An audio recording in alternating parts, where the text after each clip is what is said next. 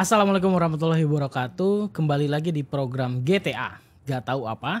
Jadi tim redaksi apahabar.com ingin mengulas beberapa topik-topik pemberitaan yang jadi buah bibir di tengah-tengah masyarakat. Nah, di episode kali ini kita bakal membahas tentang manuver dari Muhaimin Iskandar atau Caimin bersama dengan redaktur apahabar.com Hana Septiana yang kemarin juga berkesempatan langsung menghadiri deklarasi Anies Baswedan dan Muhaimin Iskandar di Hotel Yamato atau Hotel Majapahit ya sekarang ya di Surabaya. Jadi menyaksikan secara langsung dan kita akan mengulas beberapa topik tentang Caimin yang hari ini menjadi bakal calon wakil presiden dari Anies Baswedan. Oke Mbak Hana, jadi sebelum kita beranjak mengulas banyak hal tentang Caimin, kita coba lihat dulu ya. Ada sedikit lah tampak video pertemuan antara Anies Baswedan dan Caimin di Surabaya kemarin. Oke, jadi ini bentuk kehangatan ya yang nggak disangka banyak orang. Salah satunya pertemuan Anies Caimin yang mungkin akan berjodoh hingga nanti pendaftaran di Komisi Pemilihan Umum. Nah, menurut Mbak Hana ini bagaimana? Karena memang kan desas-desusnya sudah santer dibicarakan banyak orang.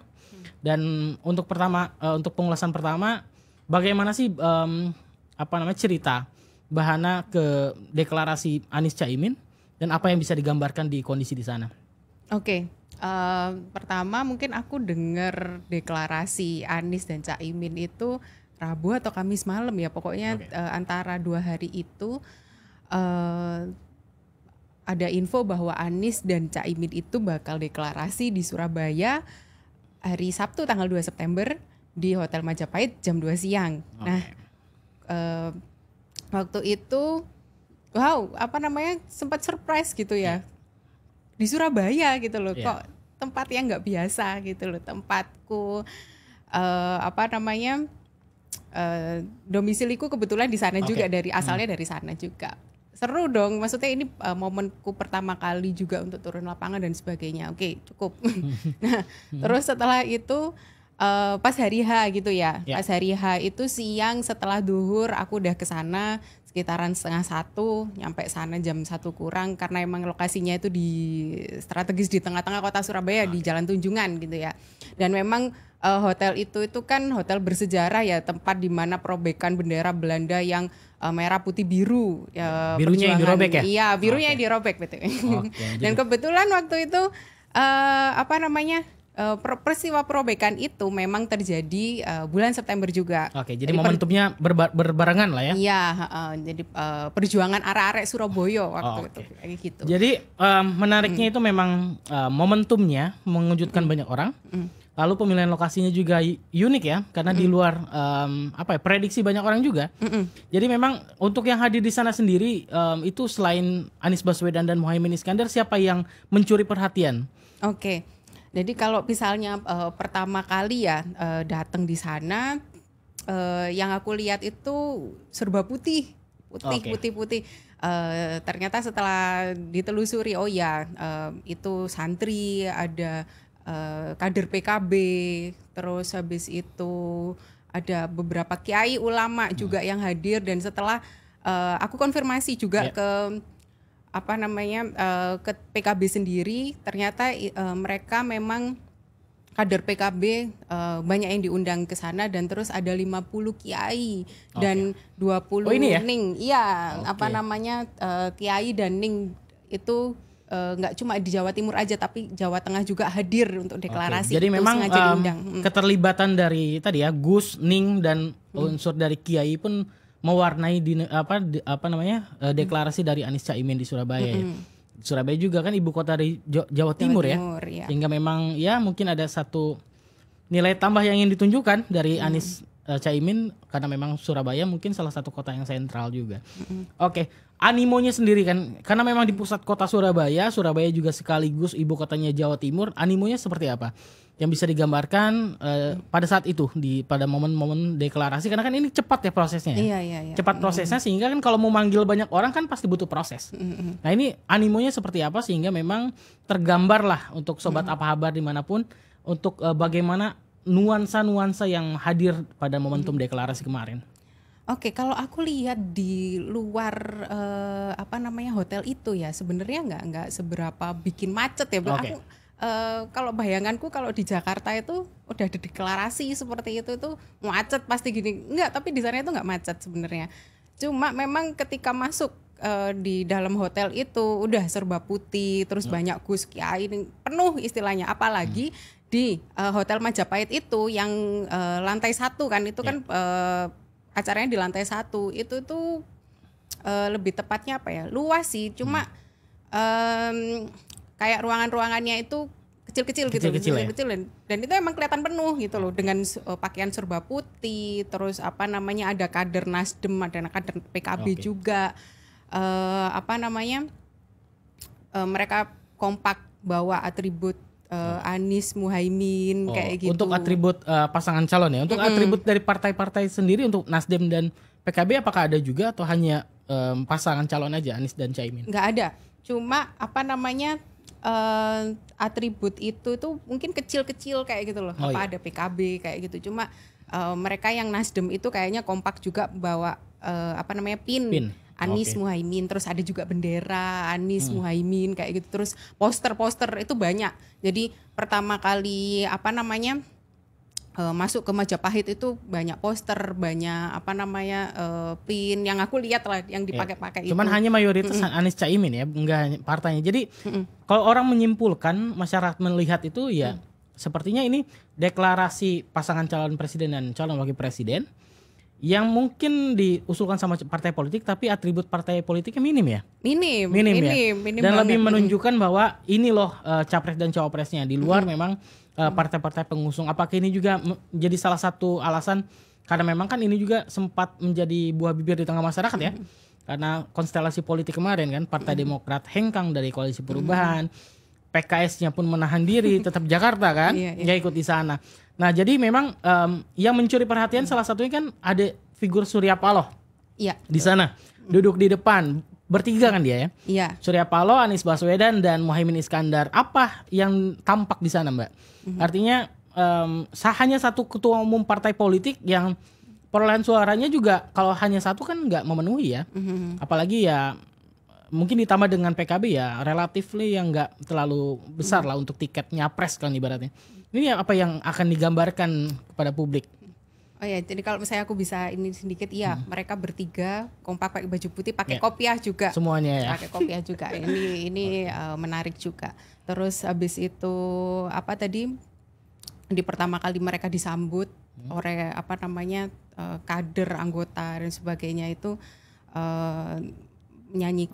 sambil menyanyikan lagu Ya Nabi Salam Alaika itu. Diiringi ya, menggema di sana ya. Menggema.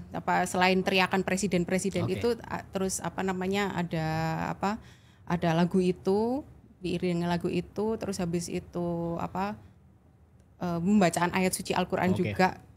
Terus yang hadir ketua-ketua itu selain PKB wakil ketuanya itu Pak Jazilul, terus habis itu Sekjen ya? Iya Sekjen ya, Sekjen. Sekjen Pak Hasanuddin ya.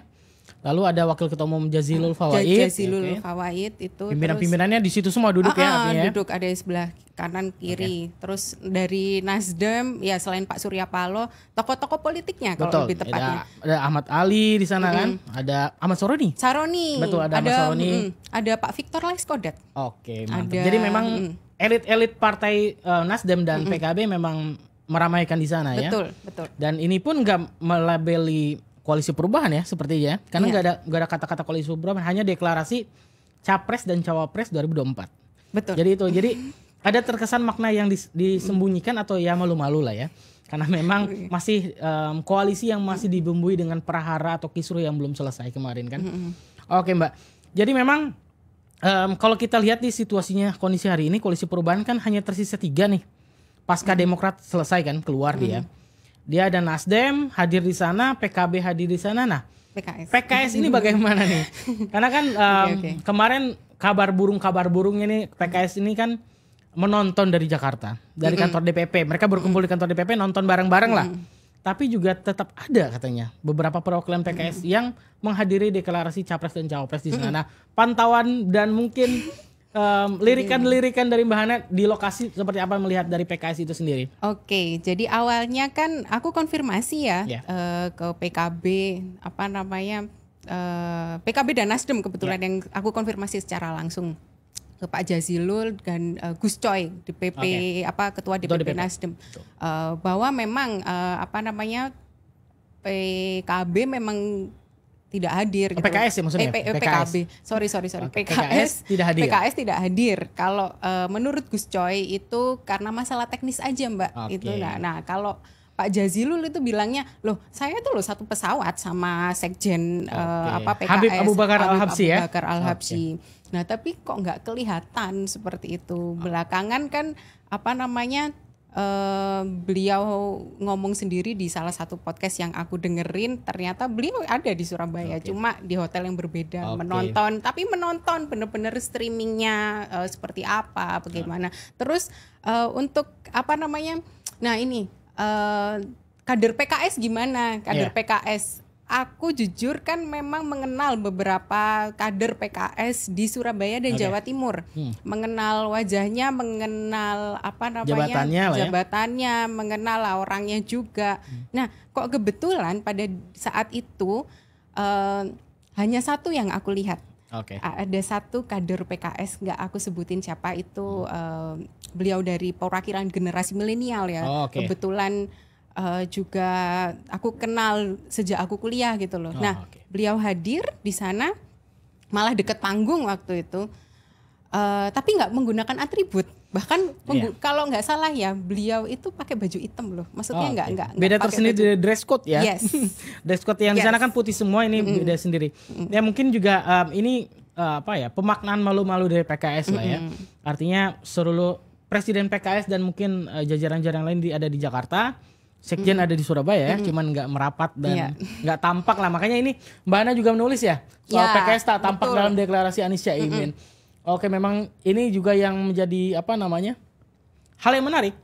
Deklarasi capres dan cawapres yang akan berlaga di pilpres, tapi salah satu partainya pengusung itu nggak hadir. Nah itu kan menjadi, kalau tadi kan soal hal teknis, justru ya hal teknis ini yang menentukan kan sebetulnya. Kan apakah dia diundang atau tidak diundang, atau kehadirannya seperti apa. Nah ini yang menjadi sesi yang menarik sebetulnya. Nah, jadi memang usai dideklarasikan banyak hal yang mengemuka. Banyak kejutan-kejutan yang mungkin ditanggapi oleh banyak partai politik lainnya, terutama di koalisi-koalisi lain. Tapi ada satu hal yang menarik juga. Artinya Caimin setelah ditetapkan jadi calon wakil presiden Anies Baswedan, gayung bersambut dengan penetapan bukan penetapan ya. Pemanggilan Caimin sebagai saksi di Komisi Pemberantasan Korupsi. Nah ini seperti gayung bersambut. Jadi masyarakat juga bertanya-tanya apakah proses hukum di KPK ini ada kaitannya dengan penetapan Caimin atau tidak. Nah ini juga udah dibantah sebetulnya oleh KPK sendiri bahwa tidak ada muatan politik dalam proses hukum, dan ini pun aduan dari masyarakat. Nah cuman yang menarik, kalau Caimin itu begitu dielulukan di Surabaya, atau khusus di Jawa Timur lah ya. Karena mungkin itu kantong dari santri ya. Kantong dari basis masanya juga besar, mungkin di sana PKB juga, di sana. Tapi menariknya itu selang beberapa hari kemudian itu Caimin ke Tanah Laut Kalimantan Selatan. Di sana justru Caimin ditolak. Nah ini kan paradoks ya melihatnya ya. Tapi ya kita nggak bisa tidak bisa nggak mengaitkan bahwa ini adalah salah satu peristiwa politik yang jadi sorotan banyak orang.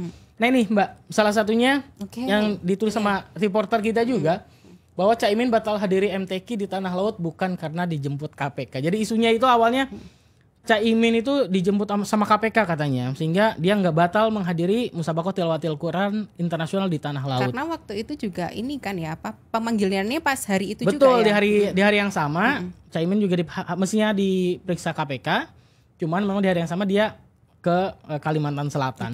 Jadi memang ini isunya, cuman memang dibantah ya dari ini yang sampaikan oleh Wakil Ketua Umum PKB Jazilul Fawait bahwa itu hoax, bahwa itu tidak benar. Jadi memang salah satunya ini yang menarik. Di Surabaya begitu diterima, tapi di Tanah Laut begitu ditolak. Jadi memang salah satunya ini Mbak.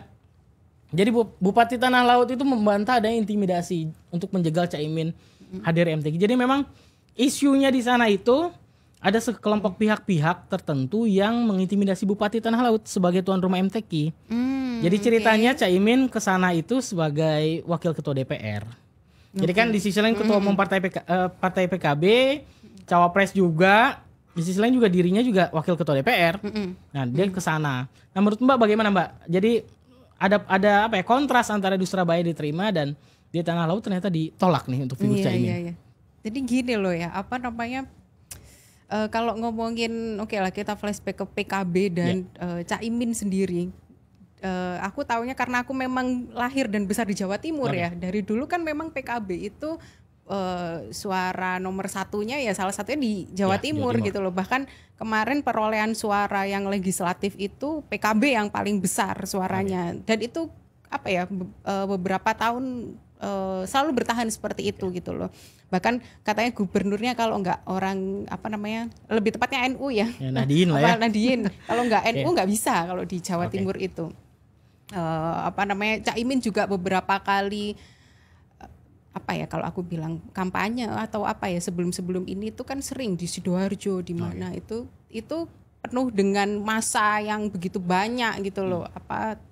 Caimin itu di Jawa Timur ya karena mungkin ya home base-nya beliau gitu juga kan. Tapi tiba-tiba ada berita seperti itu di Tanah Laut, aku juga wow ini kok berbeda terus momennya yang pemanggilan KPK ini surprise sih. Kok bisa segitunya. Awalnya katanya Caimin itu di Tanah Laut panitianya bilang enggak diundang, enggak diundang untuk pembukaan, untuk membuka enggak. Sementara Caimin mengklaim dia diundang ya kan? Diundang, sampai dia hadir. Bukan itu cuma beliau cuma sebagai tamu kata Pak. Aku waktu itu juga ngedit beritanya kan. Ini terus ini yang bener yang seperti apa gitu loh. Ini sebagai tamu atau sebagai membuka terus barusan dengar dari Mas Safa juga ada intimidasi. Ini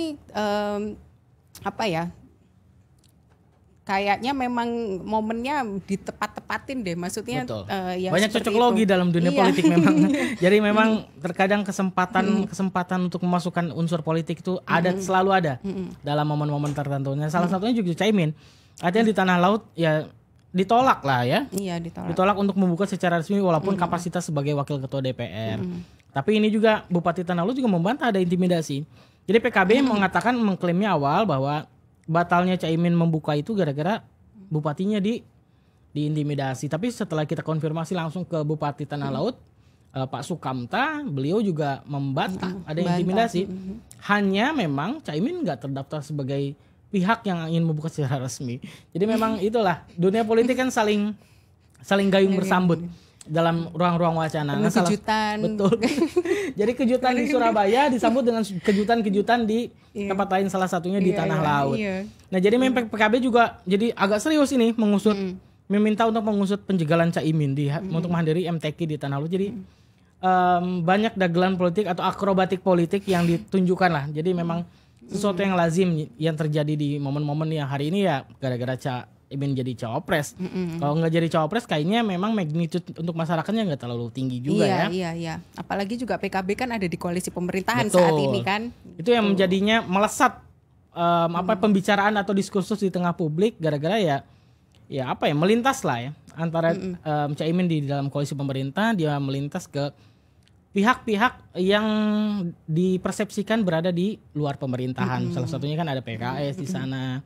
Nah, ini juga jelas sekali Bupati Tanah Laut menyatakan bahwa Caimin adalah tamu yang diundang. Waduh. Tamu yang diundang. Jadi ini menarik ya.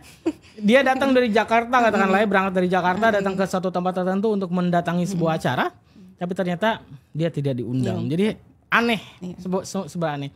Cuman memang Sabtu di Surabaya, terus katanya Minggu kemana, terus Senin podcast, waktu itu juga jadi pembicara, terus habis itu Selasa. Betul.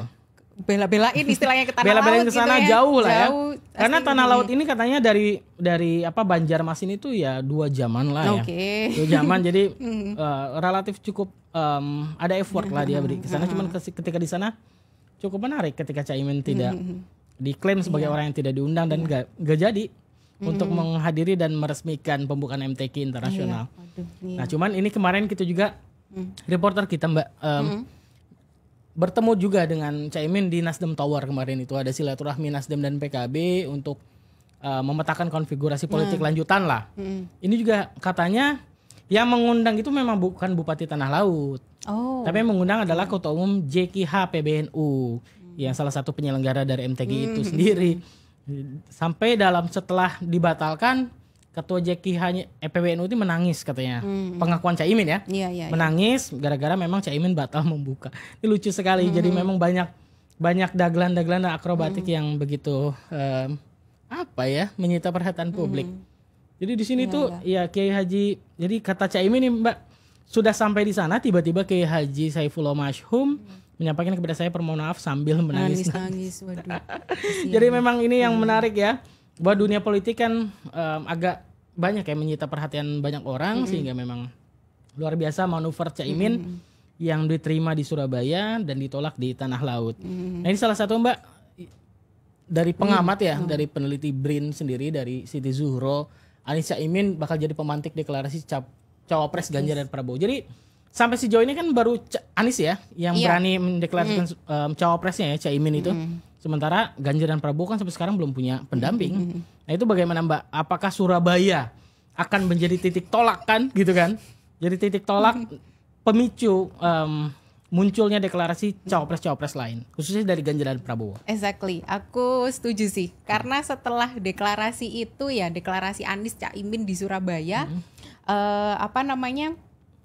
calon lainnya Ganjar, Pak Ganjar dan Pak Prabowo, terutama di koalisinya masing-masing, itu tuh mulai nih memunculkan figur-figur ya, figur-figur yang terus tiba-tiba ada pertemuan-pertemuan. Setelah itu bisa tak bilang ya, setelah itu kalau nggak salah Ganjar bertemu Ridwan Kamil katanya dipanggil Bu Mega waktu itu. Terus setelah itu Pak Prabowo menemui Mbak Yeni Wahid. Ini berarti kan Surabaya jadi stimulus yang oke dalam proses dinamika politik.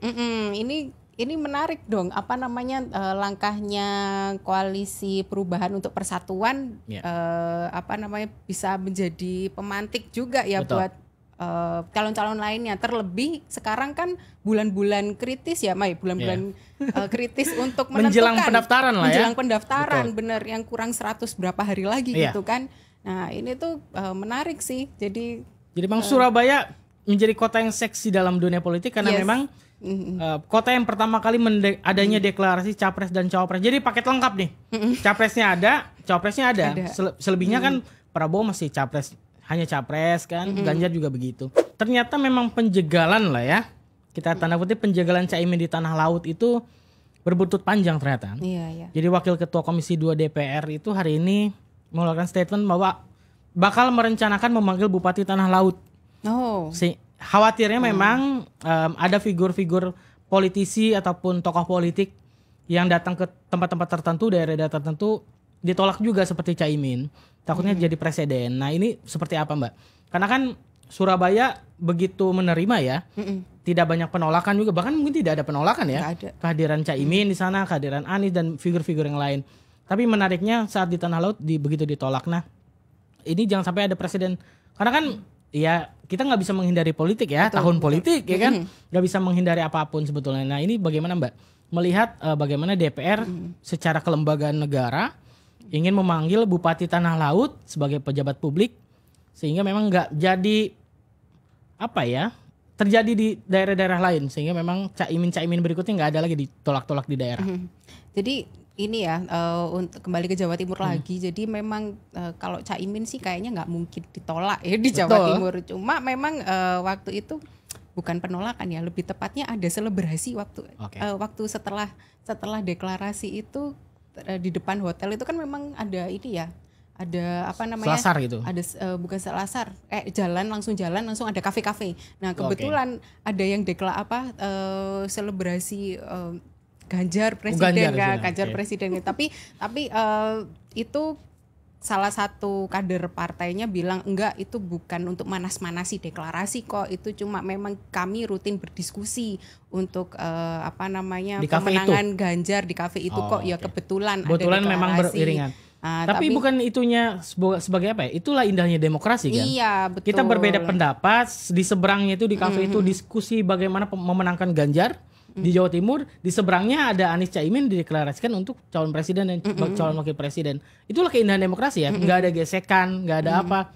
Ini juga jadi pelajaran bahwa di kota-kota lain ya seperti Surabaya, kita hangat dan intim untuk bicara tentang politik tanpa menyisipkan emosi, sentimen gitu-gitu ya. Mungkin itu menjadi pelajaran bahwa Surabaya bisa menjadi percontohan buat kota-kota lain. Betul banget. Bahkan waktu itu juga setelah wartawan konfirmasi gimana nih, ada yang selebrasi. Anies Caimin juga biasa aja. Malah ya senyum terus makasih ya udah ada lagu-lagu. Jadi deklarasi kita tambah rame kayak gitu. Nah, ketika aku melihat di daerah lain kayak di Tanah Laut ada penolakan kayak gitu, kayaknya kita perlu berdewasa lah ya. Betul, dalam dewasa berpolitik. Dan jangan terlalu tegang dalam dunia politik, karena memang harus santai lah ya. Sehingga memang kita menanggapi segala macam pernyataan atau akrobat politik pun kepala kita dingin, nggak saling sentimen dengan sentimen, jadi sehingga agak sulit untuk memberikan pemahaman bagi masyarakat. Oke Mbak, jadi memang sampai sejauh ini masih begini ya, gayung bersambut lah antara isu-isu ini. Soal bagaimana di Surabaya begitu diterimanya Caimin, cuman di Tanah Laut jadi kontraproduktif dengan yang terjadi di Surabaya.